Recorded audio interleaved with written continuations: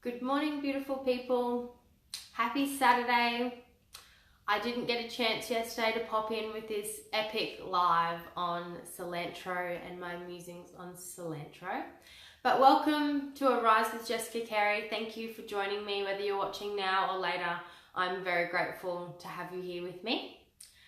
But this week, I'm going to talk about cilantro and how I've incorporated it into my week and what I've learned through anchoring into this beauty and what resistance has actually come up for me. So on a really practical level, gorgeous cilantro has purified my home. I've used it in different diffuser blends. It's quite a strong scent I've found. I've had to soften it with some citrus oils or some really earthy oils. So cilantro with something like a citrus bliss or a wild orange or a tangerine, and even something like a vetiver or a myrrh, something to like really ground it, because it's quite a powerful scent when diffused. So I've used it for that. As we know, cilantro I found, if you've seen any of my posts earlier this week, cilantro is really beautiful in food. So adding it to a pumpkin soup, adding it to falafel balls, adding it to any type of cooking that you would usually use herbs like cilantro or coriander or something for. Again, it's a very acquired taste, but I found it really, really beautiful in my food. So I found it really, really nice for that. A really practical and really cool way that I used it this week was a natural nail polish remover. So if you're looking to reduce your toxic load on your home, your family and your skin and what's going on around you, and reducing that to reduce endocrine disrupting products and chemicals that are found in most of your day-to-day products.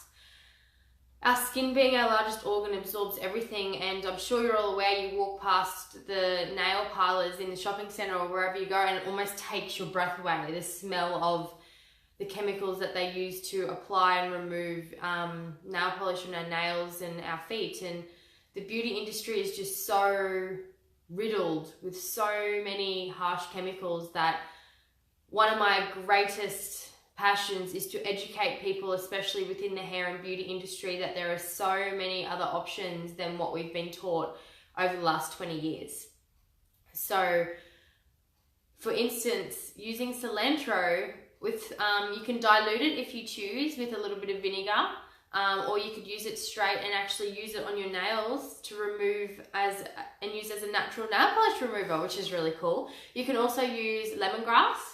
And some of the citrus oils work really well as well, like citrus bliss, but smells so much better and such a natural alternative than using your standardized products that take your breath away. Like I actually stopped painting my nails and my toenails for a couple of years. I rarely do it. And now that I've figured out this little life hack, I'm going to be able to do that again. So I use actually a brand called Sienna, which is a nail polish based around the Byron Bay, northern New South Wales area. That's a clean nail polish, and now I can actually remove them with cilantro. So that's pretty cool.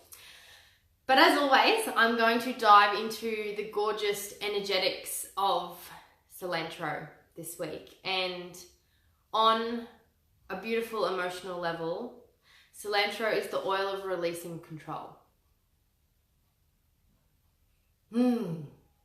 What does that bring up for you? Releasing control. We're in a world and we're in an epidemic where people want control of everything in their lives and they want everything now or yesterday, in a way that many can try and control every single circumstance in their life, but not only circumstances, controlling the people around them. And as I've anchored into the essence of this week, I've actually delved into where I was still trying to master control over so many things in my life. And one of those was actually my businesses. I feel like here's a question for you to muse over. If you close your eyes, take a big deep breath.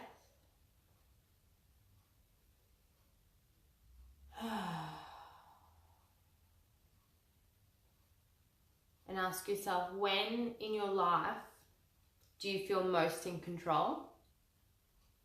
And when in your life do you feel most out of control?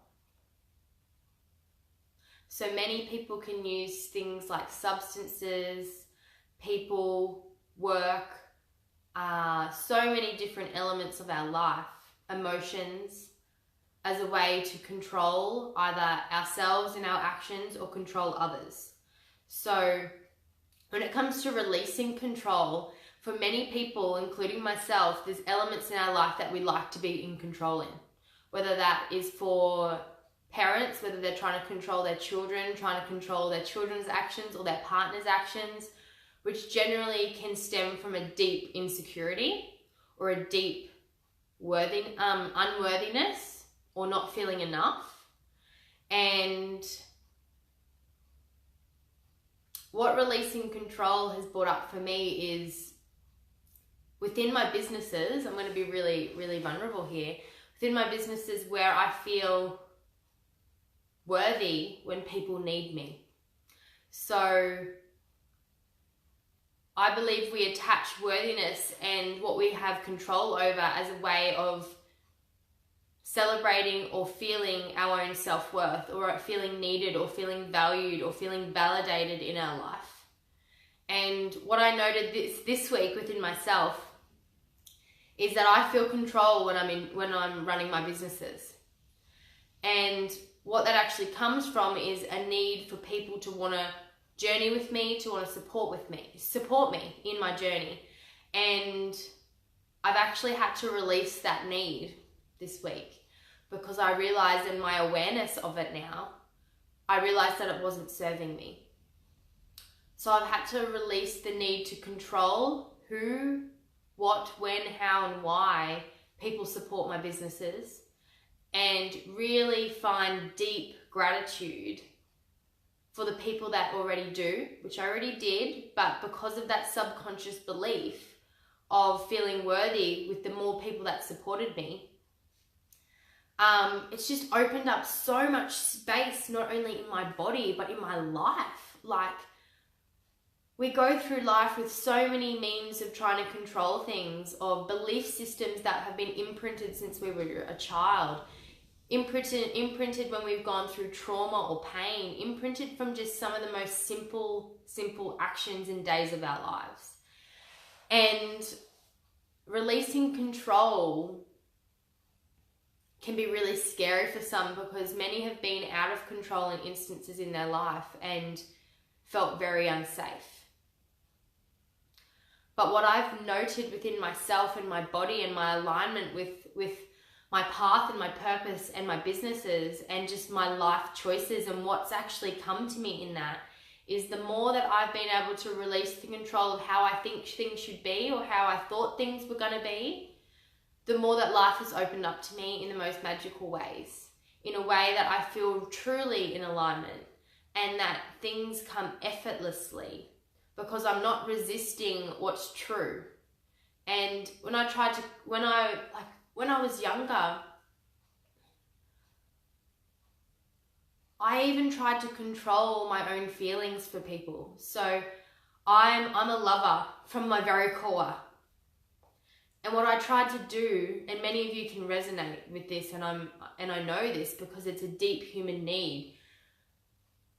But instead of going with my feelings when I was falling in love, or when I deeply cared and loved someone, to not hurt other people around me, I used to actually try and control how I felt. I used to try and control the love and suppress it and put it down, instead of actually just going with it and seeing where it went, regardless of what pain come through. And it was a pretty big pattern of mine for a long time, because then I used to try and control the others around me, or the men around me, in a way that I didn't want them to feel the way they did for me. So it's really interesting how control plays out in our life in different ways. I felt so out of control when I was falling for someone, and I'm sure most people do. So really feeling into where you're resisting things that are really good for you, or whether you're out of control in situations or choices that you're making. It's a really beautiful awareness to tap into, and it's really, really life-changing. but I just want to read something to you. Because what I've noted with cilantro is very cleansing, very emotionally cleansing. So it gets stuff out of your body. So anchor into this oil if you know you're really trying to control something, or even if you're in a position like myself in business, or if you're in a role as a teacher or a facilitator of some kind where you've got to have some element of control of a classroom or the people that are there. And what I've found cilantro has done for me is to release the worry and release any of that doubt that comes up, and knowing that my intuition will guide me and I am fully in trust and in a faith of my path. And it's just released a lot of heavy burden that I was carrying and that I didn't even know I was carrying. And it's just liberated my soul. It really has. It's when we release the need to control anything, including how we feel, other people, our path, our businesses, how things are supposed to unfold in our life, we just actually open up so much lightness and freeness to attract what we truly need. So cleansing your environment for starters, but cleansing the emotions that can cause constriction and worry and holding on to things that don't serve us anymore, that then can cause emotional disease in the body by not shifting out that stuck energy. So these patterns can keep playing out in our life, and the longer we play them out, the more ingrained they will get and the more in control you want to be. So it just really releases the load on the body and lightens it in a way that any issues that are buried deep in the heart, the soul, the mind can come to surface in an awareness like it did for me this week. So I can then release that awareness, release that control of wanting certain things and coming into alignment in a way that I can then actually allow the right things in and trust that it's true for me.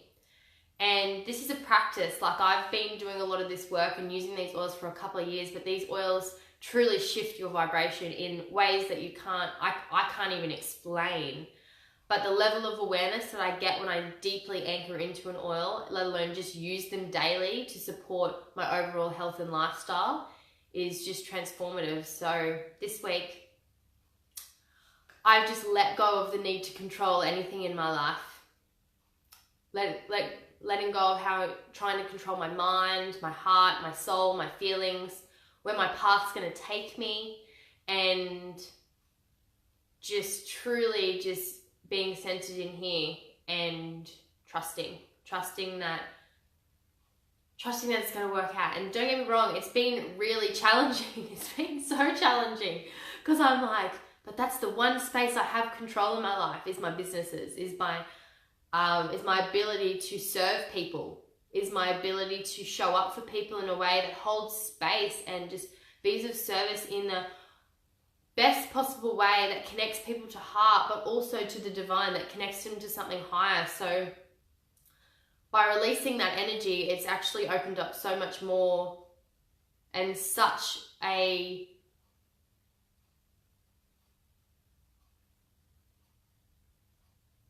more beautiful way to serve people, that I don't get tired of serving people, because that's what I'm here to do.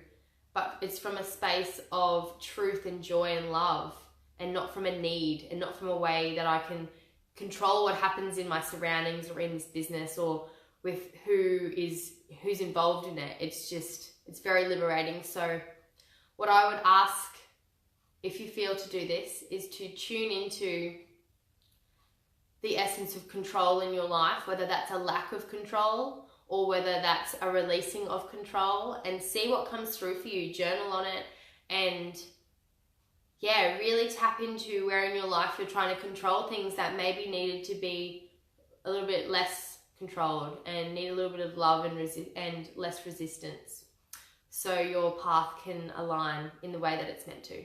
So I hope you all have a gorgeous weekend. Thank you for watching this later. And thank you for hearing me, and I look forward to sharing with you next week. I'm going into the beautiful essence of cinnamon. So have a gorgeous weekend. Have a beautiful Mother's Day for those celebrating, and I look forward to tuning in with you next week. Please check out any of the posts I've done on cilantro on my page this week. There's a few practical tips as well as the emotional and the energetic. So have a gorgeous weekend again, and I will see you next week for Cinnamon Week. Mwah.